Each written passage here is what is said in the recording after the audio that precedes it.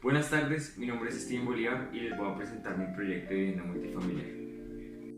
A continuación, realizaremos la revisión de mi proyecto de vivienda multifamiliar, nombrado Dilatación Apilada, analizándolo en 6 capítulos, las diferentes características y procesos paso a paso que hicieron determinar el proyecto en una volumetría final. En el proyecto haremos especial énfasis en cómo a partir del cubo se pueden originar distintos efectos espaciales, el cubo como la figura base en la geometría. En el capítulo 1 encontraremos a realizar el diagnóstico desde nivel metropolitano hasta nivel local, comenzando por la ubicación en la ciudad de Bogotá, entendiendo características generales como la altura de la misma con relación al nivel del mar y su incidencia eólica. Esta incidencia fue bastante importante y determinante en el proyecto. Posteriormente, vamos a nivel zonal, donde encontramos la localidad de Chapinero, localidad segunda de Bogotá, analizando los distintos usos de vivienda del entorno para ya así empezar a tomar las primeras aproximaciones en propuestas y así ocasionar una relación de la implantación con su contexto en cuestión de uso. Posteriormente, a nivel local, nos ubicamos en el lote de implantación que se ubica en el barrio Bosque Calderón, entendiendo ya a detalle cómo su topografía específica da una primera insinuación del tratamiento del suelo para tomar decisiones de diseño concretas. Se realizan las incidencias del sol para así determinar a horas específicas cuáles serán las fachadas que se van a liberar y el tratamiento a nivel de envolventes de las mismas, teniendo en cuenta la luz como pauta determinante. En el capítulo 2 encontraremos la respuesta del proyecto a nivel de usuario y concepto. Comenzando por el usuario, la intención del proyecto es que con las diferentes actividades que se plantean dentro del edificio, sea un edificio lo suficientemente versátil para adaptar distintos tipos de usuario. Y así el mismo edificio plantea zonas de articulación. Los usuarios totales van a convivir con el resto de vecinos, pues dentro del edificio para integrarlos se intenta generar una relación de socialización, pues dentro de un edificio que la privacidad y lo residencial es tan prominente. Entonces los elementos articulantes se vuelven elementos de socialización para las escalas humanas habitantes. El concepto apoyado en la teoría, la polivalencia del cubo y de cómo el cubo puede generar distintas sensaciones y espacialidades solo con sus desplazamientos, pues el concepto es la estrategia de diseño para evidenciar esta teoría. Entonces, se generan en operaciones formales una serie de cubos apilados de diferentes longitudes, donde entonces pasamos al subconcepto de la dilatación, importante no solo en el volumen sino en el tratamiento de fachadas. La dilatación de los cubos genera como resultante unos espacios que si se abstraen son espacios vacíos, pero ya llevados al proyecto pueden ser espacios como balcones o circulaciones verticales, espacios que generan amplitud visual. Pasando a analizar las diferentes determinantes físico-naturales en el capítulo 3, se tiene muy en cuenta el cómo los vientos provenientes de los cerros orientales afectan y determinan un tratamiento para la volumetría, y también a nivel del contexto, los vecinos ubicados al frente. Entonces se analiza cómo los vecinos ubicados enfrente, los vientos positivos chocan en ellos y se vuelven vientos negativos con menor fuerza pero igual incidencia, y así de esta forma entran en el edificio indirectamente. Pasamos a las estrategias bioclimáticas. Pensando en el confort climático de los habitantes del edificio, se realizan 2 análisis en el cómo los materiales inciden a nivel térmico por la captación de la radiación solar y cómo las fachadas dilatadas, argumentando el concepto, generan ventilación natural en el espacio, pues la vivienda no cuenta con un vacío en su cubierta para la entrada de luz cenital o ventilación natural, pero todas sus fachadas reciben vientos del oriente, pues al estar dilatadas generan el efecto de túnel de viento, que lo que hace es que el aire, al estar en medio de 2 elementos, se comprima y su velocidad aumente.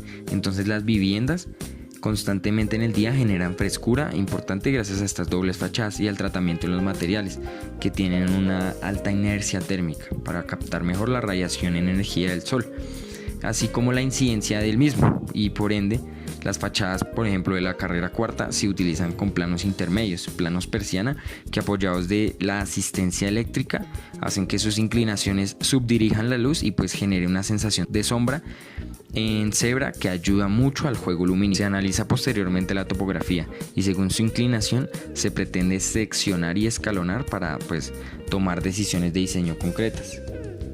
El nivel tope son 740 metros de altura y partimos desde el nivel 0. En la memoria de diseño conceptual se puede observar el paso a paso para definir la fisionomía del proyecto y de cómo, partiendo de un cubo extruido y de su subdivisión de niveles, para después volver los volúmenes y posteriormente espacios uso, ya utilizando como módulo la escala humana, trabajando en axonometría y en planta para pues tener una mejor captación del espacio. Asimismo, se trabaja esta subdivisión de placas en fachada para poder romper la simetría y la repetición de estas para evitar en la mayor parte posible que el proyecto se genere repetitivo. Pasamos al capítulo 4, analizando primero la circulación y su topología para ver cómo influye en el proyecto. Entonces, se manejan dos tipologías de circulación: la circulación de repartición perimetral y la circulación de repartición lineal. La lineal se plantea en espacios donde el edificio ya empieza a repartir a las personas desde el punto fijo hasta sus viviendas, es decir, la repartición lineal se hace en los espacios residenciales.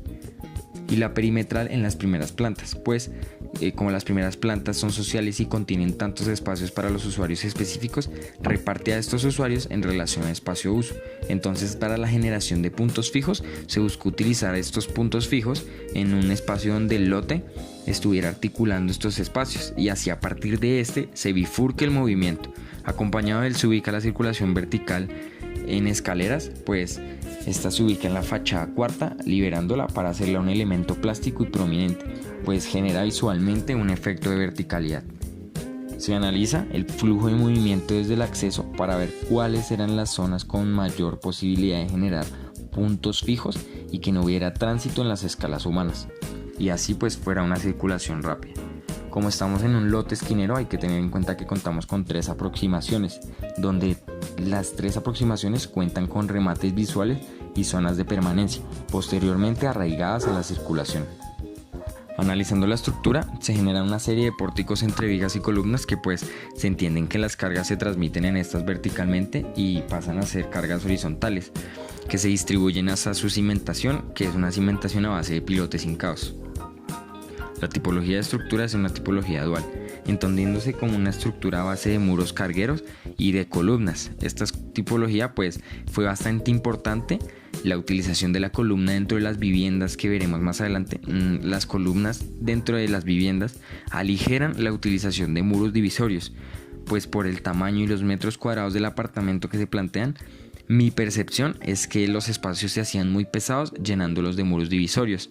Entonces estos muros, si se planteaban, subdirigían demasiado las escalas a una zona que era bastante pequeña y no eran claros en la intención de los apartaestudios. Las columnas son elementos plásticos dentro de ellos que generan una relación de amplitud y de visuales más grande. Analizando la planimetría nos podemos dar cuenta de que las vigas rodean el perímetro de la forma de la placa y le dan forma a los volúmenes. La intención de estas es hacer que cada placa fuera distinta a la que tenía encima y pues las columnas la amarraran verticalmente, asegurando un amarre vertical y horizontal. Pasamos a detalles constructivos, donde se hace énfasis en cómo el tratamiento de los materiales también fue muy importante, sobre todo en la utilización de pisos técnicos y envolventes, entendiendo un poco más de los anclajes y de mis propuestas de dobles fachadas dilatadas por medio de las extensiones de viguetas o elementos a tensión y atracción. Para los envolventes encontraremos exteriormente los elementos dilatados que ya he mencionado anteriormente, los cuales pues sus intenciones son bioclimáticas y estéticas. Estos se van a vestir con paneles en madera para darle una intención de mímesis con su entorno de parque. Y bueno, ya en explicación bioclimática, estos quiebres del plano en C hacen que los vientos se direccionen a las unidades habitacionales, manteniéndolas ventiladas naturalmente. En su cubierta, la cubierta no está totalmente abierta al sol, pues en ella se generan unos planos horizontales que lo que hacen es generar sombra y frescura en la terraza para invitar a la permanencia a las escalas humanas. En los envolventes interiores de una vivienda se hace con tratamiento de todos componentes técnicos como cielos rasos y muros divisorios. En la vivienda se proponen de vivienda a vivienda elementos que aíslan termoacústicamente para no perder la privacidad entre viviendas. Nos encontramos con el programa y vemos cómo en las primeras plantas la actividad social está tan marcada, pues hasta las mismas circulaciones se proponen como espacios de permanencia por su amplitud y sus remates visuales al exterior. Entonces, en una vista axonométrica entendemos cómo los espacios se relacionan y se proponen a diferentes zonas para las unidades de vivienda. Se puede ver cómo hay una intención grande de, vuelvo y repito, articular lo social del edificio con lo privado, que serían las viviendas como tal, viéndose intervenidas por zonas de servicios para tener un total de 1.314 metros cuadrados implantados. Entonces pasamos a observar las plantas de presentación y con la expresión que se le da, pues la intención es mostrar la utilización de los espacios y la marcación de viviendas. Se puede observar cómo las columnas, pese a que están dentro de la vivienda, no se vuelven un elemento estorboso, se vuelven un elemento espacial y divisorio ligero. Se puede ver cómo la estructura misma determina el uso de la vivienda y de los espacios, pues la distancia entre luces hace que se entienda la longitud del espacio para transitar y permanecer, y hace visible cómo se reparte linealmente, como ya he mencionado antes.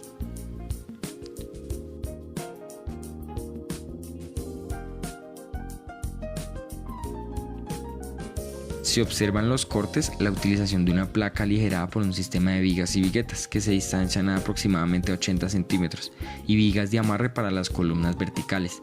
También se hace una aproximación visual de cómo se proponen los espacios en dúplex, pues hay apartamentos que en estos dúplex hay escaleras interiores que los llevan a un segundo nivel, entendiendo pues configuraciones espaciales y sistemas de cimentación. Entonces observamos cómo el tratamiento de fachada, comenzando por la longitudinal, se hace evidente que el envolvente es jerárquico y una pieza clave del edificio, no solo por sus componentes bioclimáticos, sino por su clara marca de acceso como aproximación al edificio. Y bueno, como se vería en el perfil, esta serie de balcones que hace que la placa no se repita. En la fachada de la carrera tercera también se observa la doble fachada dilatada y la utilización de envolventes en carpintería metálica, que pues para estos se entiende que nos ubicamos en un contexto urbano con un parque a su lado posterior.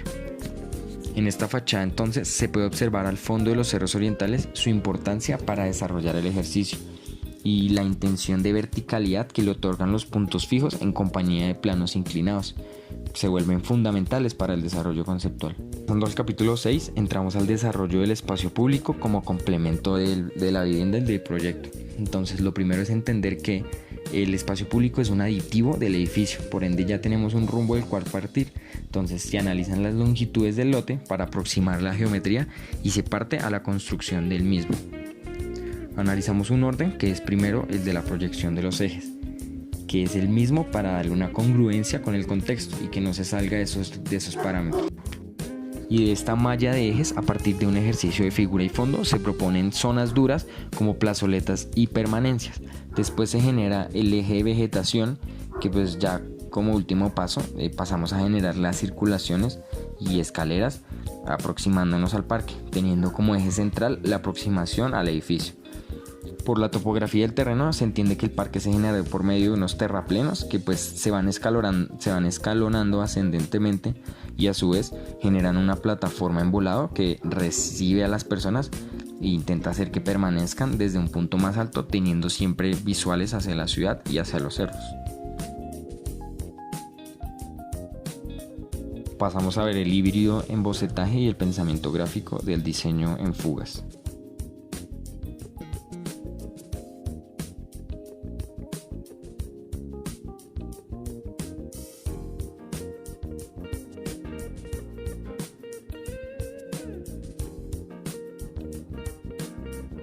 Como tal, el tratamiento de cómo se ve el corte fachada fugado en relación al contexto.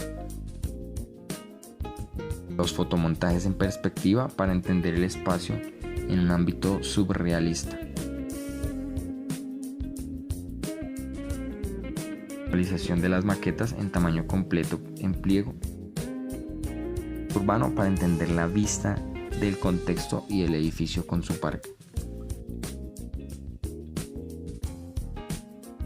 Fotográfico de la vista del parque en escala humana.